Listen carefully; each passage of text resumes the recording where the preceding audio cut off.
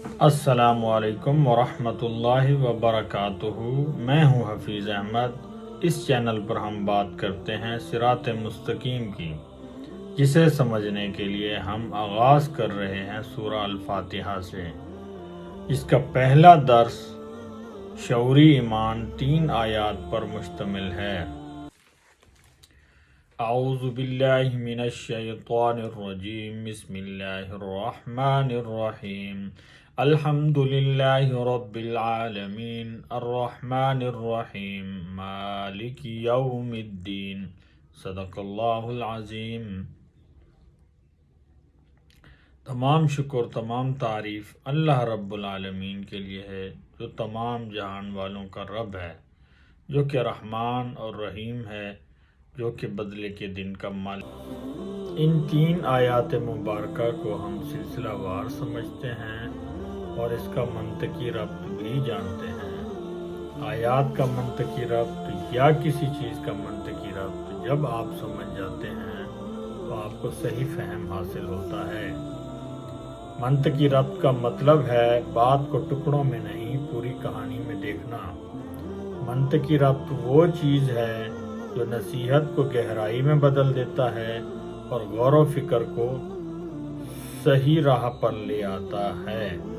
جب انسان باتوں کی کڑیاں ملا کر پیٹرن کو سمجھ لیتا ہے، یہی منطقی ربط ہے، اور اسی سے دلوں کے تالے کھلتے ہیں، اور اسی پیٹرن کو صراط مستقیم کہتے ہیں۔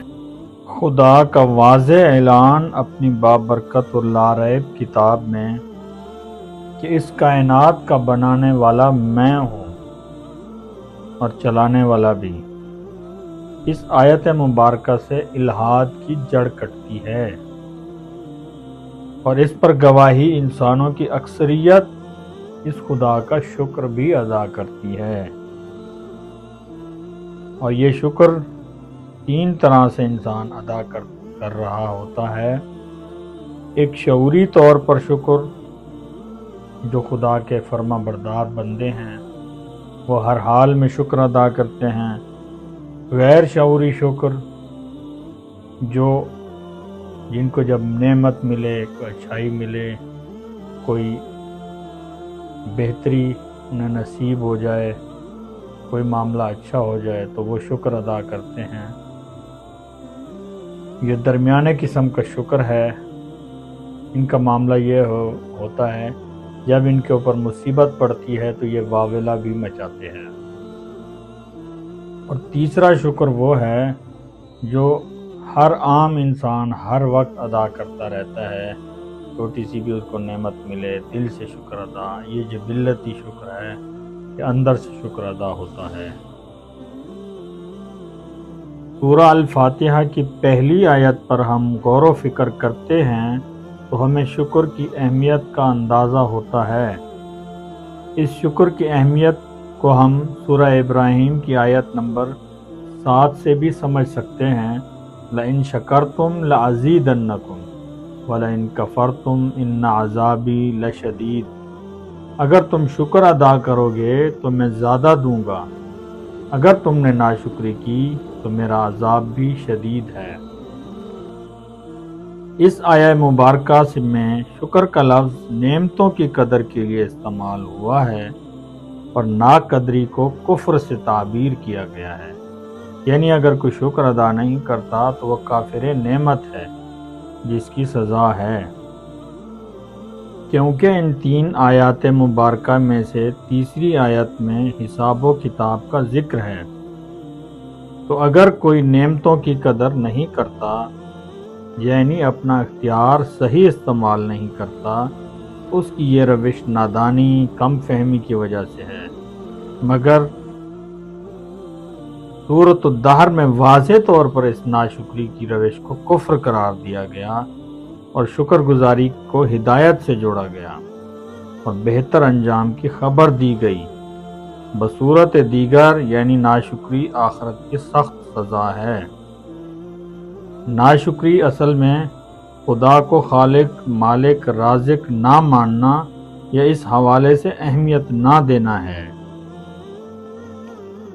اسی طرح قرآن حکیم کی تقریباً 10 صورتیں تو شروع ہی تسبیح سے ہوتی ہیں۔ سبحا یسبح، شکر کی بہت زیادہ اہمیت ہے کیونکہ خدا نے سب کچھ انسانوں کے لیے پیدا کیا ہے۔